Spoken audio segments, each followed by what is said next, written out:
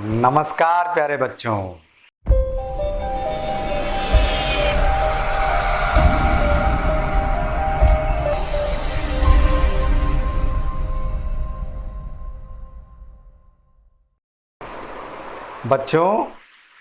पिछले वीडियोस में हमने ऑप्टिक्स के तहत 10th क्लास के लिए रिफ्लेक्शन ऑफ लाइट को देखा। आज हम 10th क्लास के इसी चैप्टर की एक दूसरी फेनोमेना पर डिस्कशन करने जा रहे हैं, जिसको हम नाम देंगे रिफ्रैक्शन ऑफ लाइट। रिफ्लेक्शन और रिफ्रैक्शन में अब एक बेसिक डिफरेंस ये चलेगा कि रिफ्लेक्शन में इंसिडेंस और रिफ्लेक्ट लाइट रेज एक ही मीडियम में रहती हैं, जबकि रिफ्रैक्शन फेनोमेना में हमें दो मीडियम की रिक्वायरमेंट होगी। लाइट एक मीडियम से दूसरे मीडियम में जाएगा, जैसे लाइट एयर से वाटर में जाए, लाइट एयर से ग्लास में जाए। हालांकि किसी भी एक मीडियम की सारी फिजिकल प्रॉपर्टी सेम रहती हैं तो वो एक ही मीडियम कहलाएगा, होमोजेनियस मीडियम कहलाएगा। और अगर फिजिकल प्रॉपर्टी बदलती हैं, जैसे डेंसिटी बदल जाए, टेम्परेचर बदल जाए, ऐसी बहुत सी फिजिकल क्वांटिटीज के चेंज हो जाने से मीडियम भी बदल जाता है, तो फिर हम उसको कहते हैं नॉन होमोजेनियस मीडियम। तो जो रिफ्रैक्शन की फेनोमेना होगी उसके लिए नॉन होमोजेनियस मीडियम रिक्वायर रहेगा, आवश्यक रहेगा। क्या होता है रिफ्रैक्शन के? पहले डेली लाइफ में आप एग्जांपल्स को देखिए। आपने देखा होगा तालाब की तली, नदी का जो बॉटम है, तालाब का जो बॉटम है, वो आपको उसकी ओरिजिनल डेप्थ से थोड़ा सा ऊपर उठा हुआ दिखाई देता है। ये रिफ्रैक्शन ऑफ लाइट की फेनोमेना है। घर पे भी कर सकते हैं। आप एक कॉइन लीजिए, एक ग्लास के अंदर डाल दीजिए, उसमें पानी भर दीजिए, तो कॉइन जो रहेगा, सिक्का जो रहेगा, वो अपनी ओरिजिनल पोजीशन से थोड़ा सा ऊपर उठा हुआ दिखाई देगा। सिमिलरली पानी से भरे ग्लास में एक लेमन, नींबू डाल दीजिए, तो नींबू का जो साइज है वो आपको पहले के कंपेयर में बड़ा प्रतीत होगा। ये रिफ्रैक्शन की ही फेनोमेना है। और आप अगर मान लीजिए कि उसी ग्लास के अंदर चम्मच या पेंसिल डाल देते हैं, ऐसे किनारे से टच करते हुए, तो पेंसिल आपको मुड़ी हुई दिखाई देगी, तिरछी दिखाई देगी। ये सब की सब रिफ्रैक्शन ऑफ लाइट की ही फेनोमेना है। होता क्या है, जब लाइट एक मीडियम से दूसरे मीडियम में जाती है तो अपने पाथ से थोड़ी सी डेविएट हो जाती है, अर्थात अपने ओरिजिनल पाथ से बेंड हो जाती है। ये फेनोमेना रिफ्रैक्शन ऑफ लाइट कहलाती है। तो जब लाइट एक मीडियम से दूसरे मीडियम में जाती है तो अपने पाथ से डेविएट हो जाती है। ये फेनोमेना रिफ्रैक्शन ऑफ लाइट कहलाती है। आओ हम इसको बोर्ड पर देखते हैं कि किस प्रकार से क्या है। यहाँ पर ध्यान से देखिएगा, ये मैंने पी क्यू, कोई दो मीडियम को डिफर करने वाला लाइन ली है ना। ये एक मीडियम है, ये दूसरा मीडियम है। एग्जाम्पल के तौर पर मैं मान लेता हूं, ऐसा मान लेता हूं कि ये एयर है और ये ग्लास है, ये मैं मान लेता हूं, ठीक है। तो ये फर्स्ट मीडियम कह रहा हूं मैं, इसको मैं सेकंड मीडियम कह रहा हूं। तो जब लाइट एक मीडियम से दूसरे मीडियम में जाती है तो देखिए ये इसका ओरिजिनल पाथ है। अगर मीडियम ना बदले तो लाइट इस पाथ से जाएगी, और जैसे ही मैं मीडियम की बात करता हूं तो इस पाथ से ना जाते हुए इस पाथ से, अर्थात अपने ओरिजिनल पाथ से थोड़ी सी डेविएट हो जाती है। ये फेनोमेना रिफ्रैक्शन ऑफ लाइट कहलाती है। यहां मैंने ए ओ, ये इंसिडेंस लाइट रेज ली है, जो इस सरफेस पर इंसिडेंस हो रही है। ओ बी, ये रिफ्रैक्टेड लाइट रेज है। और इस O पॉइंट के ऊपर एम एन, ये एक मैंने नॉर्मल ड्रा किया है। O यहाँ पर पॉइंट ऑफ इंसिडेंस है, ठीक है। नॉर्मल और इंसिडेंस रे के बीच ये जो एंगल बनता है ये कहलाता है एंगल ऑफ इंसिडेंस। इसको मैंने आई से डिनोटेट किया है। सिमिलरली नॉर्मल और रिफ्रैक्टेड रे के बीच में जो एंगल बनता है ये कहलाता है एंगल ऑफ रिफ्रैक्शन। इसको मैंने आर से डिनोटेट किया हुआ है, ठीक है। अब इसी फिगर को अगर मैं देखूं तो ऑब्वियसली यहाँ आई ज्यादा है, आर कम है, जबकि रिफ्लेक्शन में क्या होता था, आई और आर दोनों बराबर रहते थे, सेम रहते थे। यहाँ आई और आर जो है वो अनइक्वल रहेंगे, इक्वल नहीं रहेंगे। अगर वो इक्वल हो जाते हैं यानी इस प्रकार से, दैट मीन्स लाइट दूसरे मीडियम में प्रोपोगेट कर रहे हैं, वो मीडियम में रिफ्रैक्शन नहीं होगा, दैट मीन्स वो सेम मीडियम। ठीक है, और ये जो प्लेन है, ये प्लेन इंसिडेंस प्लेन कहलाता है, ये रिफ्रैक्टेड प्लेन कहलाता है। हालांकि ये तीनों एक ही प्लेन में होते हैं। तो क्या कहेंगे हम रिफ्रैक्शन को, कि जब लाइट एक मीडियम से दूसरे मीडियम में जाती है तो अपने पाथ से डेविएट हो जाती है, ये फेनोमेना रिफ्रैक्शन ऑफ लाइट कहलाती है। ठीक है, अब रिफ्रैक्शन ऑफ लाइट को हम एक और तरीके से देख सकते हैं। फिलहाल मैं बताऊं कि क्या अपन ऐसा क्यों कर रहे हैं। अभी मैंने क्या किया आपके सामने, अभी मैं लाइट रेज को एयर टू ग्लास लेकर के आया, तो मैंने ये इस प्रकार से रिफ्रैक्शन की फेनोमेना को बताया। अब मैं उल्टा लेकर के चल रहा हूं कि मैं मीडियम टू मतलब इसको ग्लास ले रहा हूं, इसको एयर ले रहा हूं, ये आपका नॉर्मल हो गया, ये आपका इंसिडेंस रे हो गई, ये रिफ्रैक्टेड रे हो गई। इस प्रकार से ये रिफ्रैक्टेड रे हो गई। इस समय ये एंगल ऑफ इंसिडेंस है, ये एंगल ऑफ रिफ्रैक्शन है, ये दो मीडियम को डिफर करने वाली लाइन है, ये ए ओ इंसिडेंस रे है, ओ बी ये रिफ्रैक्टेड रे है। ठीक है, अब यहां ध्यान से देखिए कि जब लाइट एयर टू ग्लास जा रही है तो refracted light raise towards the normal bend हो रही है, नॉर्मल की तरफ जा रही है। और यहां जब लाइट ग्लास से एयर में जा रही है तो फिर यहां पर जो रिफ्रैक्टेड लाइट रेज है वो अवे फ्रॉम द नॉर्मल चल रही है, यानी नॉर्मल से दूर हट रही है। ठीक है, तो इसको ध्यान में रखते हुए रिफ्रैक्शन भी दो तरीके से आएगा। क्या दो तरीके से आएगा, यहां रेयर और डेंसर मीडियम का कॉन्सेप्ट आएगा। अब रेयर और डेंसर मीडियम क्या है, ये थोड़ा सा ध्यान देने वाली बात है। रेयर मीडियम और डेंसर मीडियम, डेंसर से मेरा तात्पर्य यहां मास डेंसिटी से नहीं है। मास डेंसिटी किसको कहते हैं, पर यूनिट वॉल्यूम पर जो मास होता है वो मास डेंसिटी कहलाता है। ठीक है, लेकिन यहां रेयर और डेंसर से मेरा तात्पर्य ऑप्टिकल रेयर और ऑप्टिकल डेंसर से है। ऑप्टिकल रेयर मीडियम हम उसको कहेंगे जिसमें स्पीड ऑफ लाइट दूसरे मीडियम के कंपेयर में ज्यादा हो, हाई हो, ग्रेटर। जिस मीडियम में स्पीड ऑफ लाइट ज्यादा होगी, ग्रेटर होगी दूसरे मीडियम के कंपेयर में, तो वो रेयर मीडियम कहलाएगा। और जिसमें स्पीड ऑफ लाइट कम होगी दूसरे मीडियम के कंपेयर में, वो डेंसर मीडियम कहलाएगा। एग्जाम्पल के तौर पर एयर में स्पीड ऑफ लाइट ज़्यादा होती है, ग्लास में स्पीड ऑफ लाइट कम होती है, तो हम ग्लास को डेंसर मीडियम कहकर चलते हैं एयर के रिस्पेक्ट में। वाटर में भी एयर के कंपेयर में स्पीड ऑफ लाइट कम होती है, तो हम वाटर को भी एयर के कंपेयर में डेंसर मीडियम में लेकर के चलते हैं। तो अब आपको क्या ध्यान रखना है, हाँ ये जरूरी नहीं जिसकी मास डेंसिटी ज़्यादा हो उसकी ऑप्टिकल डेंसिटी भी ज़्यादा हो, ये आवश्यक नहीं है। क्योंकि मास डेंसिटी जो है वो मास पे डिपेंड करती है, पर यूनिट वॉल्यूम पर मास होता है। आपने तारपीन तेल सुना है ना, तारपीन तेल, तारपीन तेल में स्पीड ऑफ लाइट वाटर के कंपेयर में कम रहती है, जबकि तारपीन की मास डेंसिटी वाटर की मास डेंसिटी से कम है। तो ऑप्टिकली देखा जाएगा तो तारपीन का तेल डेंसर रहेगा वाटर के कंपेयर में। अब क्या ध्यान देने वाली बात है, ध्यान से देखें कि जब लाइट रेस, इसको मैंने मान लिया आपका कि ये है आपका रेयर मीडियम, ठीक है, रेयर मीडियम, और ये है आपका डेंसर मीडियम। तो जब लाइट रेयर मीडियम से डेंसर मीडियम में जाती है तो टुवर्ड्स द नॉर्मल बेंड होती है, और जब लाइट डेंसर मीडियम से रेयर मीडियम में जाती है तो अवे फ्रॉम द नॉर्मल चलती है।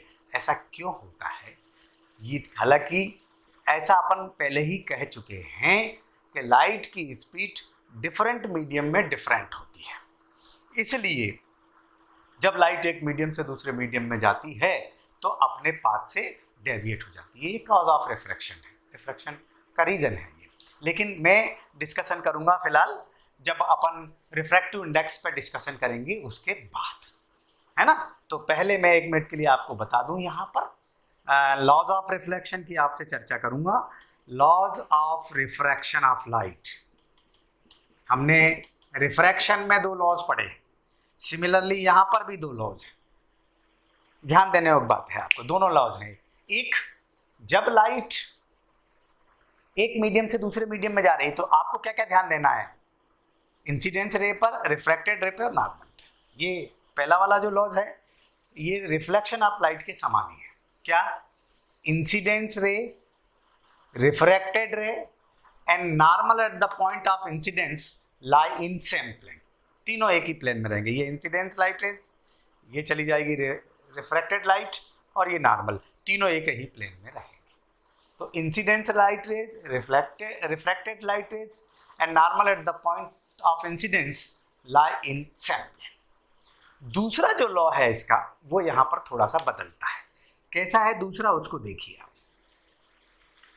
If light is a monochromatic, monochromatic का मतलब मोनो कलर से है, जिसमें केवल एक ही कलर हो, जैसे सोडियम लाइट, सोडियम में केवल पीला कलर होता है। तो ये क्या कहते हैं कि if light is a monochromatic then the ratio of sine of angle of incidence, angle of incidence का साइन लेना है, to the sine of angle of refraction remains constant. मतलब हमको रेशो देखना है किसका किसका, sine of angle of incidence और sine of angle of refraction remains constant, और इसी को हम लोग कह देते हैं रिफ्रैक्टिव इंडेक्स ऑफ मीडियम। मैंने यहां म्यू से नोटेट किया है, एनसीईआरटी में रिफ्रैक्शन इंडेक्स को एन से डिनोटेट किया गया है। ठीक है, तो क्या है दूसरा law, the ratio of sine of angle of incidence and sine of angle of refraction remains constant, और this is called refractive index of medium. तो ये एक डेफिनेशन भी हो गई रिफ्रैक्टिव इंडेक्स ऑफ मीडियम की, कि the ratio of sine of angle of incidence and sine of angle of refraction is called refractive index of constant. और इस लॉ को हम एक साइंटिस्ट के लॉ के नाम पर भी कहते हैं, स्नेल्स लॉ। स्नेल्स ने ये दिया था, इसलिए उन्हीं के नाम पर इसको स्नेल्स लॉ के नाम से हम जानते हैं। ठीक है, तो जब लाइट एक मीडियम से दूसरे मीडियम में जाती है तो अपने पाथ से डेविएट हो जाती है। ये फेनोमेना रिफ्रैक्शन ऑफ लाइट कहलाती है। जब लाइट रेयर मीडियम से डेंसर मीडियम में जाती है तो refracted light rate towards the normal bend होती है, और जब डेंसर मीडियम से रेयर मीडियम में जाती है तो अवे फ्रॉम द नॉर्मल चलती है। रीजन मैं बता चुका हूँ स्पीड ऑफ लाइट के डिफरेंट होने के कारण, लेकिन मैं आपको एक बार और रिफ्रैक्टिव इंडेक्स के साथ इस बात को बताना चाहता हूँ। तो अब आप देखिएगा रिफ्रैक्टिव इंडेक्स क्या होता है। रिफ्रैक्टिव इंडेक्स हम उसकी तरफ चल रहे हैं। ठीक है, तो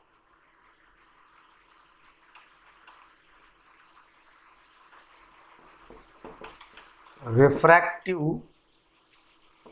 index, there are two type of refractive index. पहले मैं बात करूंगा absolute refractive index.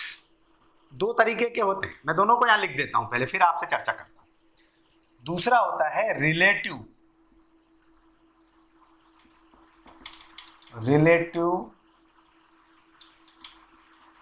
Refractive index. ठीक है, क्या ध्यान देने योग्य बात है, एब्सोल्यूट रिफ्रैक्टिव इंडेक्स में पहला मीडियम हमेशा वैक्यूम या एयर रहेगा, क्योंकि दोनों में नियरली इक्वल अपन मान के चलते हैं। हालांकि वैक्यूम का रिफ्रैक्टिव इंडेक्स अगर 1 है तो इसका रिफ्रैक्टिव इंडेक्स 1.0003 है, तो हम नियरली इक्वल वैक्यूम मान के चलते हैं। That means absolute refractive index में लाइट रेज हमेशा एयर टू मीडियम चलेगी। ठीक, क्या है इसकी definition, the ratio of speed of light in air to the speed of light in medium is called absolute refractive index. ठीक है, तो यहां क्या ध्यान रखना है आपको, absolute refractive speed of light in air by speed of light in medium. और सिंबॉलिक दृष्टि से हम इसको सी, स्पीड ऑफ लाइट को एयर में सी से नोटेट करते हैं और मीडियम में मान लीजिए वी से नोटेट करें। ठीक है, स्पीड ऑफ लाइट मैं पहले भी डिस्कशन कर चुका हूं, अभी भी कर रहा हूं, सबसे ज्यादा एयर में ही रहेगी, वैक्यूम में ही रहेगी। और वो कितनी होती है हम लोग जानते हैं, मैं यहां लिख देता हूं, C is equal to 3 × 10⁻8 metre per second, यानी अबाउट 3 लाख किलोमीटर एक सेकंड में लाइट ट्रेवल होती है। सबसे ज्यादा C, सबसे ज्यादा। मीडियम में जाने पे कम हो जाएगा। जैसे वाटर के अंदर स्पीड ऑफ लाइट कितनी है, वाटर में 2.25 10⁸ मीटर पर सेकेंड। ठीक है, इसको थोड़ा सा मिटा रहा हूं मैं। और ग्लास में कितनी है, 2 × 10⁸ मीटर पर सेकेंड। सबसे ज्यादा किसमें? ठीक है, तो ये सबसे ज्यादा रहेगा 3 × 10⁸। मैं ग्लास की बात कर लेता हूं। Well, speed of light in glass 2 × 10⁸ metre, कितना आ जाएगा? ये आपका आ जाएगा 1.5, क्योंकि 8 से 8 कट जाएगा, पावर से पावर, और 3 को 2 से डिवाइड करेंगे तो 1.2 आ जाएगा। सिमिलरली अगर आप वाटर के लिए देखना चाहते हो तो ग्लास में तो उतनी रहे, एयर में तो उतनी रहेगी स्पीड ऑफ लाइट, और ग्लास में होती है 2.25 × 10⁸। 8 से 8 को कैंसिल कर दो, ये नियरली इक्वल आता है 4/3 इज इक्वल टू 1.33। ठीक है, थोड़ा अच्छा नहीं दिख रहा है, मैं इसको बड़ा कर देता हूं, 1.33। So keep in mind, absolute refractive index always greater than 1। ठीक है, क्यों? क्योंकि हम हमेशा ज्यादा को कम से डिवाइड कर रहे हैं, तो ऑब्वियसली 1 से ज्यादा ही आएगा, क्योंकि स्पीड ऑफ लाइट जो है वो एयर में सबसे ज्यादा होती है, मीडियम में सबसे कम होती है। तो क्या ध्यान रखना है आपको? आपको यहां ध्यान रखना है कि जब भी ज्यादा को कम से डिवाइड करेंगे तो 1 से ज्यादा आएगा। That means absolute refractive index हमेशा 1 से ज्यादा मिलेगा आपको। ठीक है, और एब्सोल्यूट रिफ्रैक्टिव इंडेक्स ये भी बताता है कि उस पर्टिकुलर मीडियम के कंपेयर में एयर में स्पीड ऑफ लाइट कितने टाइम्स ग्रेटर है। तो यहां आप क्या कह सकते हो कि ग्लास के कंपेयर में एयर में speed of light 1.5 times greater है, मतलब 1.5 गुना ज्यादा है। यहां पानी में देखें कि वाटर के कंपेयर में, वाटर में जो स्पीड ऑफ लाइट होती है वो एयर के कंपेयर में कितनी टाइम्स कम होती है। देखो आप, 1.33 टाइम्स ग्रेटर है एयर में स्पीड ऑफ लाइट वाटर के कंपेयर में। तो एब्सोल्यूट रिफ्रैक्टिव इंडेक्स आपको ये बतलाता है कि एक मीडियम के कंपेयर में, पर्टिकुलर जो मीडियम ले रहे हो उसके कंपेयर में एयर में स्पीड ऑफ लाइट कितने टाइम्स ग्रेटर है। रिलेटिव रिफ्रैक्टिव इंडेक्स में कोई भी दो मीडियम रहते हैं, जैसे मान लीजिए लाइट वाटर टू ग्लास जा रही है या ग्लास टू वाटर जा रही है, तो एक मीडियम मान लेते हैं, उसको दूसरा मीडियम मान लेते हैं। ठीक है, यहां कभी कभी ऐसा भी देखने को मिल सकता है आपको, यहां पे air to glass, air to water, और इसी को लिखा जाता है, ऐसे भी है NGA, refractive index of glass with respect to air. जिसका रिफ्रैक्टिव इंडेक्स देखते हैं उसको पहले लिखते हैं, और जिसके रिस्पेक्ट में देखते हैं उसको बाद में लिखते हैं। तो ये ग्लास पहले लिखा हुआ है, ग्लास का रिफ्रैक्टिव इंडेक्स देख रहे हैं एयर के रिफ्रैक्ट। ठीक है, यहां पर भी अपन ऐसा करेंगे, 1 and 2, मैं वर्ड्स में नहीं लिख रहा हूं, बोल देता हूं। The ratio of speed of light in first medium to the speed of light in second medium is called relative refractive index। ठीक है, तो मैं इसको यहां लिख दूंगा V1/V2। V1 speed of light in first medium and V2 speed of light in second medium। जैसे example लूं मैं, तो मान लीजिए मैं वाटर टू ग्लास लेकर के चल रहा हूं, तो ये water to speed of light in water by speed of light in glass, मैंने सिंबॉलिक कर दिया, वाटर को W से और ग्लास को G से। ठीक है, और इसको ऐसे भी लिख सकते हैं, जैसे मैं अगर इसी की बात करूं तो इसको ऐसा लिख सकता हूं, N glass with respect to water, यानी refractive index of glass with respect to water. उल्टा भी कर सकते हैं, उल्टा अगर मैं ऐसा कर दूं तो Vg बाय VW, तो फिर इसको क्या लिखेंगे, n W with respect to glass, refractive index of water with respect to glass. ठीक है, तो ये दोनों का रेशियो है। लेकिन यहां क्या ध्यान देना है, यहां ध्यान देना है कि अगर लाइट रे रेयर मीडियम से डेंसर मीडियम में जाती है तो रिफ्रैक्टिव इंडेक्स की वैल्यू 1 से ज्यादा आएगी, और अगर लाइट रेज डेंसर मीडियम से रेयर मीडियम में जाती है तो रिलेटिव रिफ्रैक्टिव इंडेक्स की वैल्यू 1 से कम आएगी। समझ गए ना, हमने किसको कहा, रेयर मीडियम जिसमें स्पीड ऑफ लाइट ज्यादा हो, डेंसर किसको कहा है, जिसमें स्पीड ऑफ लाइट कम हो। तो ऑब्वियसली अगर मान लो वाटर से ग्लास में जा रहे हैं तो वाटर में तो स्पीड ज्यादा होती है लाइट की, ग्लास के कंपेयर में, डिवाइड करोगे 1 से ज्यादा आएगा। और अगर ग्लास से वाटर में जा रहे हैं तो ग्लास में स्पीड कम होती है, वाटर में ज्यादा होती है, तो कम को ज्यादा से डिवाइड करोगे तो फिर 1 से कम आएगा। तो ये ध्यान रखना है कि एब्सोल्यूट रिफ्रैक्टिव। अब मैं क्या कर रहा हूं, मैंने 3 डेफिनेशन देख ली, 1, 2 और एक स्नेल्स रिफ्रैक्टिव इंडेक्स की, उन 3 को मैं कंबाइन करके आपको कॉन्सेप्ट बता रहा हूं, देखिएगा ध्यान से। अब मैं इसको नोट कर लीजिए, मैं इसको हटा रहा हूं, ठीक है, तो मैं इसको हटा रहा हूं, अब देखिएगा ध्यान से आप, मैं तीनों डेफिनेशन को एक साथ लिख रहा हूं, तीनों डेफिनेशन को देखें आप ध्यान से। n is equal to sine I by sine R and V1 by V2 C by V। देखो ध्यान से, क्या क्या ध्यान देना है कि अगर किसी मीडियम का रिफ्रैक्टिव इंडेक्स ज्यादा है तो उसमें एंगल ऑफ रिफ्रैक्शन कम रहेगा, इनवर्सली प्रोपोर्शनल। उसमें स्पीड ऑफ लाइट कम रहेगी, उसमें स्पीड ऑफ लाइट कम रहेगी, ठीक है, एन अगर ज्यादा है। मैं अगर बात करूं जैसे वाटर की और मैं बात करूं ग्लास की, ये दोनों मैंने अभी अभी लिखे हैं आपके सामने, इसका रिफ्रैक्टिव इंडेक्स 1.33, इसका रिफ्रैक्टिव इंडेक्स 1.5। अगर मैं सेम एंगल ऑफ इंसिडेंस से लाइट रे को वाटर ग्लास में भेजूंगा तो रिफ्रैक्टिव इंडेक्स ग्लास का ज्यादा है, ग्लास का रिफ्रैक्टिव इंडेक्स ज्यादा रहेगा तो उसमें एंगल ऑफ रिफ्रैक्शन भी कम रहेगा, उसमें स्पीड ऑफ लाइट भी कम रहेगी। और अगर रिफ्रैक्टिव इंडेक्स कम है तो एंगल ऑफ रिफ्रैक्शन ज्यादा रहेगा, स्पीड ऑफ लाइट भी ज्यादा रहेगी। ये अपने को इसमें देखना है, ठीक है। मैं एप्लीकेशन को बताऊं उसके पहले कोई एक चीज प्रूव कर देता हूं कि क्यों जब लाइट एक मीडियम से दूसरे मीडियम में जाती है तो अपने पाथ से डेविएट होती है, या यूं कहें कि जब rare medium to denser medium जाती है टुवर्ड्स द नॉर्मल बैंड होती है, और जब डेंसर मीडियम से रेयर मीडियम में जाती है तो अवे फ्रॉम द नॉर्मल चलती है। इसको एक रीजन में प्रूव कर देता हूं इन 2 की मदद से। तो मैं पहले बता रहा हूं आपको ये 2 नियम लेकर के, ये 2, ठीक है।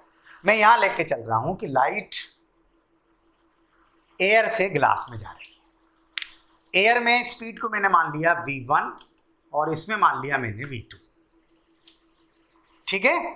तो यहां ये क्लियर है कि V1 is greater then V2, obviously ये रेयर मीडियम में स्पीड ऑफ लाइट ज्यादा होती है, डेंसर मीडियम में कम होती है।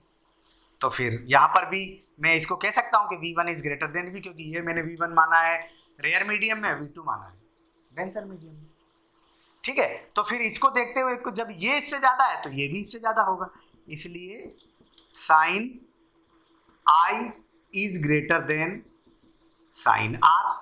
दैट मीन्स साइन से साइन हटा दो, I is greater than R, मतलब जब लाइट रेयर मीडियम से डेंसर मीडियम में जाएगी तो angle of incidence angle of refraction से ज्यादा होना चाहिए। यहां ध्यान से देखो, अगर मैं सीधी निकाल देता हूं तो ये I और ये I बराबर हो जाएगा, इक्वल हो जाएगा। अगर मैं दूर हटा देता हूं तो R ज्यादा हो जाएगा आई से, लेकिन होना क्या चाहिए, I is greater then are, मतलब आई ज्यादा होना चाहिए, इसलिए लाइट रेज जो है इसके नॉर्मल की ओर बेंड हो जाती है, और बेंड होने पर आर जो होता है वो आई से कम हो जाता है। ठीक है, इसलिए यहां, और इसका जस्ट अपोजिट आप यहां देख लीजिए, यहां क्या होगा, यहां ये इस मीडियम में स्पीड कम होगी, इसमें ज्यादा होगी, तो ऑब्वियसली आई लेस हो जाएगा आर, यहां पे I is less than are होगा। अपने ओरिजिनल पाथ से लाइट रेज कितनी डेविएट होगी, ये एंगल ऑफ डेविएशन ये वाला कहलाएगा। ये किसके किसके बीच में बन रहा है, सीधी निकल गई है और रिफ्रैक्टेड रे के बीच, ये एंगल ऑफ डेविएशन है। कितनी डेविएट हुई इस बात का पता लगाने के लिए आप इस फार्मूले का इस्तेमाल करेंगे, ये दिस इज, ठीक है। तो del is equal to I minus mod, मैंने इसलिए लगा लिया कि पॉजिटिव साइन लेना, आपने भी एंगल को नेगेटिव में नहीं लेना। अब देखो ये डेल है, ये आई है, ये आर है, आई में से आर को माइनस कर देंगे तो हमें डेविएशन एंगल पता चल जाएगा। सिमिलरली यहाँ पर भी आई में से आर को, क्योंकि पॉजिटिव साइन लेना है, तो हम पता कर लेंगे किस प्रकार से एक मीडियम से दूसरे मीडियम में जब लाइट जाती है तो अपने ओरिजिनल पाथ से कितनी डेविएट होती है। ठीक है, तो ये है आपका रिफ्रैक्शन, कि जब लाइट एक मीडियम से दूसरे मीडियम में जाती है तो अपने पाथ से डेविएट हो जाती है। ये फेनोमेना रिफ्रैक्शन ऑफ लाइट कहलाती है। रिफ्रैक्टिव इंडेक्स के लिए भी आप कह सकते हो the ratio of sine of angle of incidence and sine of angle of refraction is called refractive index of medium, या स्पीड से कह सकते हो, speed of light in first medium by speed of light in second medium में refractive index कहलाता है, और speed of light in air by speed of light medium भी रिफ्रैक्टिव इंडेक्स कहलाता है। तो जब लाइट एक मीडियम से दूसरे मीडियम में जाती है तो ऑब्वियसली बहुत सी क्वांटिटी चेंज हो जाती है, पर ध्यान रखना केवल एक क्वांटिटी होती है जो चेंज नहीं होती, वो होती है फ्रिक्वेंसी। फ्रिक्वेंसी दोनों मीडियम में जो है वो सेम चलती है। अब मैं मैं आपके सामने एक इसका कॉन्सेप्चुअल पार्ट रखता हूँ, कॉन्सेप्चुअल क्वेश्चन, कि मैंने 3 मीडियम ले लिए, ये 3 मीडियम, ठीक है, ये पहला मीडियम है, ये दूसरा मीडियम है और ये तीसरा मीडियम, सब में एंगल ऑफ इंसिडेंस मैंने सेम रखा है। ये एंगल ऑफ इंसिडेंस, ये एंगल ऑफ इंसिडेंस है ना, यहाँ एंगल ऑफ रिफ्रैक्शन ये है, यहाँ एंगल ऑफ रिफ्रैक्शन ये है, और यहाँ एंगल ऑफ रिफ्रैक्शन ये है, ये सब सेम है। आई मतलब मैं 45 के एंगल से भेज रहा हूँ तो 45 के एंगल सब में सेम, ये नॉर्मल है, ये नॉर्मल, ये एंगल है 15 डिग्री का, ये एंगल है 20 डिग्री का, ये एंगल है आपका 25 डिग्री का। अब मैं आपसे पूछता हूँ, बताओ इसमें से कौन सा मीडियम सबसे डेंसर है और किस मीडियम में स्पीड ऑफ लाइट सबसे कम और सबसे ज्यादा है। ठीक है, तो आप केवल इसको समरी करेंगे इस बात से, sine I by sine R, V1 by V2। क्या कहा था मैंने कि जिसका रिफ्रैक्टिव इंडेक्स ज्यादा होगा उसमें एंगल ऑफ रिफ्रैक्शन भी कम होगा, उसमें स्पीड ऑफ लाइट भी कम होगी, इन्वर्सली प्रोपोर्शनल। और जिसमें रिफ्रैक्टिव इंडेक्स कम है उसमें एंगल ऑफ रिफ्रैक्शन भी ज़्यादा होगा और स्पीड ऑफ लाइट भी ज़्यादा होगी। जिसमें स्पीड ऑफ लाइट ज़्यादा होगी वो डेंसर मीडियम होगा, और रेयर मीडियम होगा, सॉरी वो रेयर मीडियम होगा। जिसमें स्पीड ऑफ लाइट कम होगी वो डेंसर मीडियम होगा, या जिसमें एंगल ऑफ रिफ्रैक्शन कम होगा उसका रिफ्रैक्टिव इंडेक्स ज़्यादा होगा, और जिसका रिफ्रैक्टिव इंडेक्स ज़्यादा होता है वो मीडियम डेंसर होता है। ठीक है, तो पहले मीडियम में एंगल ऑफ रिफ्रैक्शन कम है, दैट मीन्स इसका रिफ्रैक्टिव इंडेक्स ज़्यादा है, इन्वर्सली प्रोपोर्शनल, तो ये मीडियम ज़्यादा डेंसर है, तो फिर इसमें स्पीड ऑफ लाइट भी कम होगी। ये सबसे ज़्यादा डेंसर है, इसमें सबसे कम स्पीड ऑफ लाइट है। ये सबसे कम, तीनों मीडियम में सबसे कम डेंसर ये वाला मीडियम है, ये वाला, ठीक है। ये सब तीनों में मैं एयर से भेज रहा हूँ मीडियम में, 3 मीडियम है ये, तो यहाँ एंगल ऑफ रिफ्रैक्शन सबसे ज़्यादा है, दैट मीन्स रिफ्रैक्टिव इंडेक्स कम है, दैट मीन्स ये मीडियम कम डेंसर है, दैट मीन्स इसमें स्पीड ऑफ लाइट ज़्यादा है। बाकी रिफ्रैक्टिव इंडेक्स किन किन फैक्टर्स पर डिपेंड करता है, किन पर डिपेंड करता है, ये हम पढ़ेंगे अगले मीडियम में।